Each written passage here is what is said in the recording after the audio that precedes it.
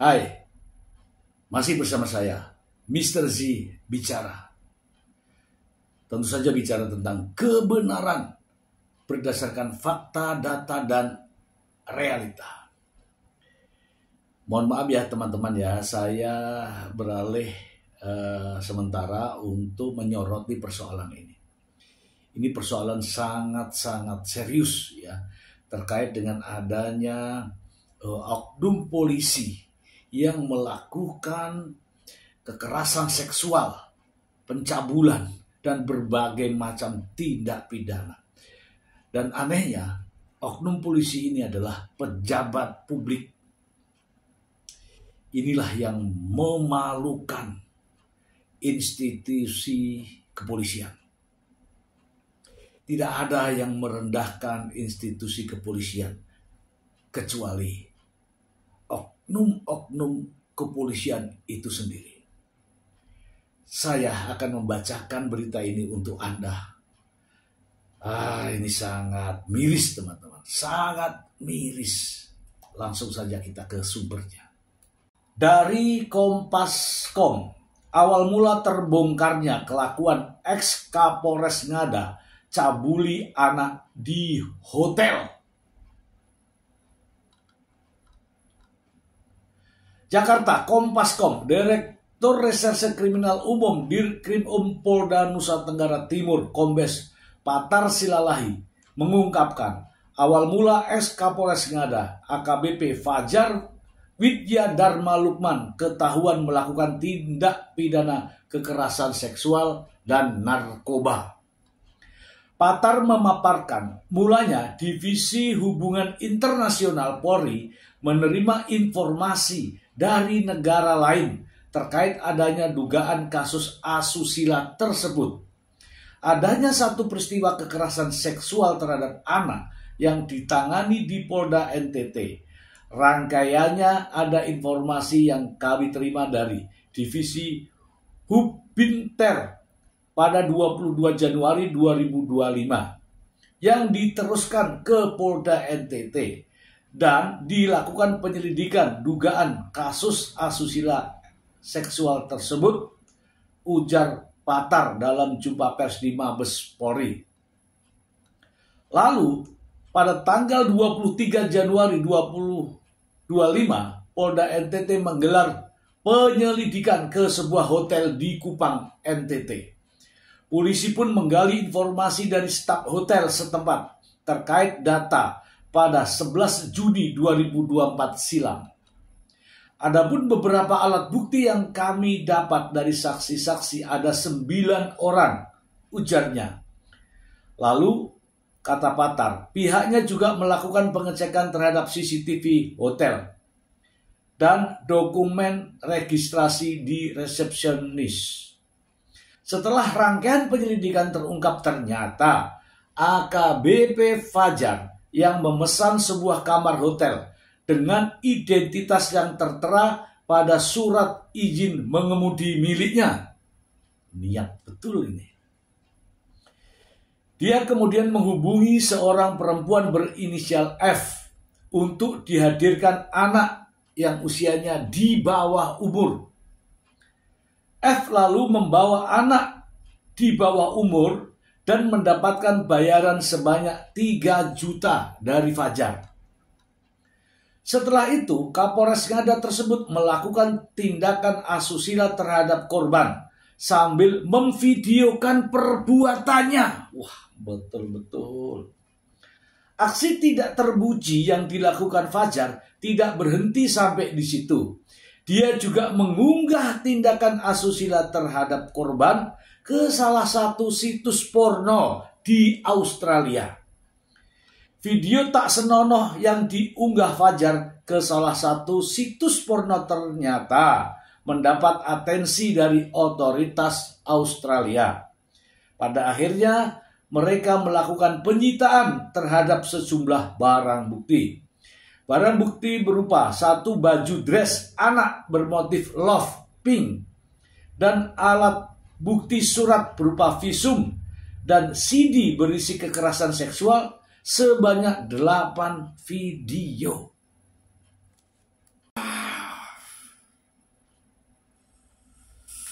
Dadaku, dadaku jedap-jedub nih teman-teman nih.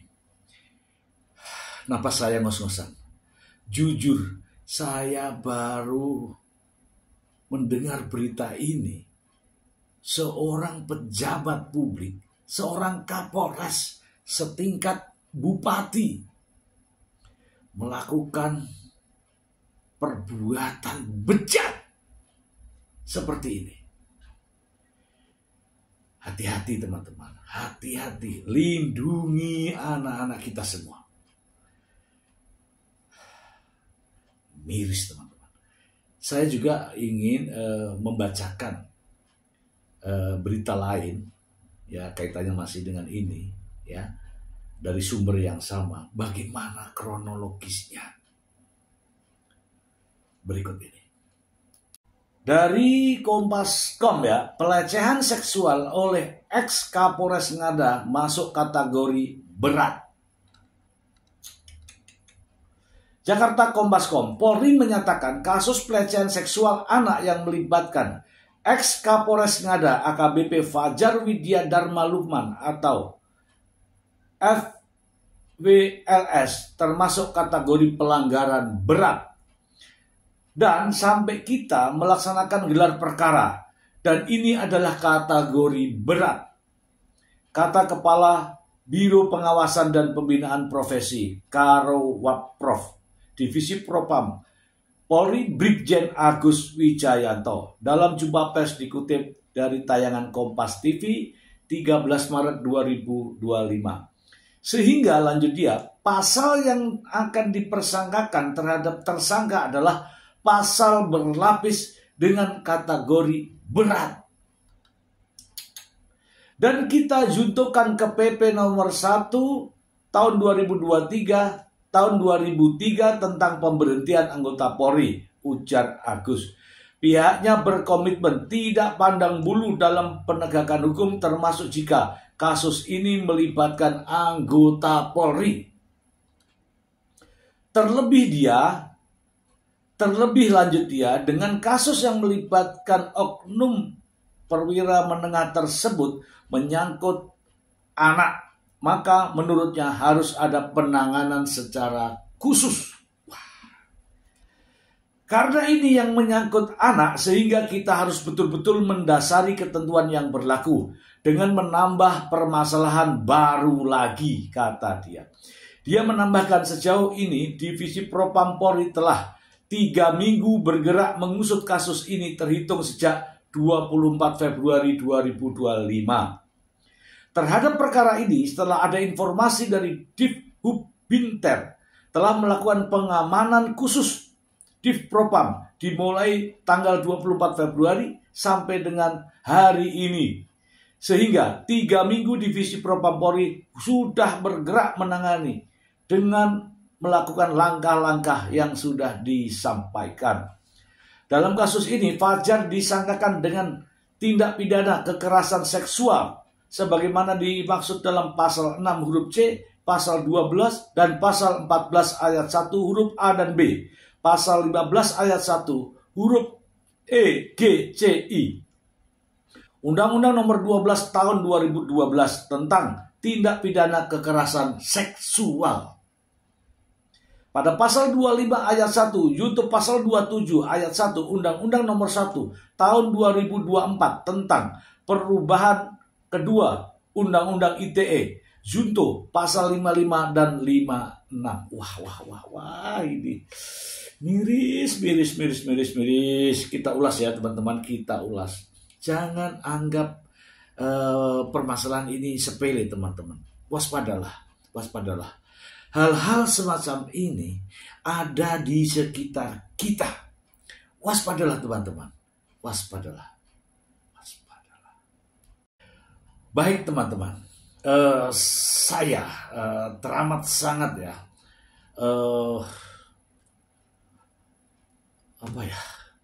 Berat saya ingin mengungkapkan. Prihatin terhadap seorang oknum anggota Polri, pangkatnya nggak main-main, AKBP, ini termasuk perwira menengah, dan menyedihkan. Perbuatan ini dilakukan di wilayah kerjanya, yaitu Kabupaten Ngada, Nusa Tenggara Timur. Kalau saya lihat namanya, ini nama Jawa ya, nama Jawa. Inilah ya teman-teman, oknum-oknum Polri seperti inilah yang menjatuhkan sendiri harkat dan martabat institusi Polri. Saya teramat sangat prihatin. Saya kasihan dengan Pak Kapolri. Membangun institusi Polri ini dengan berbagai macam ujian, ya. Yang narkoba, yang korupsi, yang penyuapan, yang macam-macam. Pembunuhan, ada pembunuhan bazi, ada rekayasa kasus. Kali ini kekerasan seksual terhadap anak di bawah umur. Gila nggak?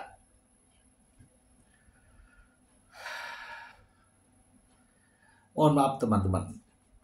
Dada ini terasa sesak membacanya. Bayangin saja, seorang Kapolres melakukan pencabulan terhadap anak di bawah umur dengan cara kekerasan seksual. Sudah itu make narkoba, make obat-obatan terlarang, kemudian videonya di-upload. Masa Allah. Sabar. Oke teman-teman, jadi terkait dengan kasus ini teman-teman, kita semua prihatin ya. Kewajiban kita, saya dengan teman-teman semua adalah peduli dengan melihat kasus-kasus semacam ini di mana saja Anda berada, bukan hanya terhadap Polri saja, kepada siapapun yang melakukan pencabulan terhadap anak, yang melakukan kekerasan terhadap anak, yang melanggar perlindungan anak, semuanya kita wajib perhatikan. Terkait dengan kasus ini teman-teman, ngeri. Bagaimana tidak, saya menghitung itu ada sekitar kurang lebih ya 7 sampai 8 undang-undang. Yang pertama adalah Undang-Undang Perlindungan Anak. Ya. Undang-Undang Perlindungan Anak yaitu Undang-Undang Nomor 23 Tahun 2002 dan Undang-Undang Nomor 35 Tahun 2014. Dua ya. Kemudian ada Undang-Undang tentang kekerasan seksual. Tindak pidana kekerasan seksual. Ini Undang-Undang Nomor 12 Tahun 2022. Kemudian ada Undang-Undang tentang narkotika, karena yang bersangkutan informasinya terbukti menggunakan narkotika, yaitu Undang-Undang Nomor 35 Tahun 2009. Kemudian ada lagi Undang-Undang Nomor 10 Tahun 2022, yaitu Undang-Undang tentang psikotropika. Yang di sini juga ada Undang-Undang Kesehatan. Kemudian ada lagi Undang-Undang ITE, Undang-Undang Nomor 1 Tahun 2024, Informasi Transaksi Elektronik, mengupload video porno tentang pornografi. Masih ada lagi teman-teman, yaitu Undang-Undang Nomor 2 Tahun 2002 tentang Kepolisian Negara Republik Indonesia dan turunannya. Begitu banyak sekali. Terkait dengan tanggung jawab sebagai anggota Polri, terkait dengan sumpah dan jabatan, terkait dengan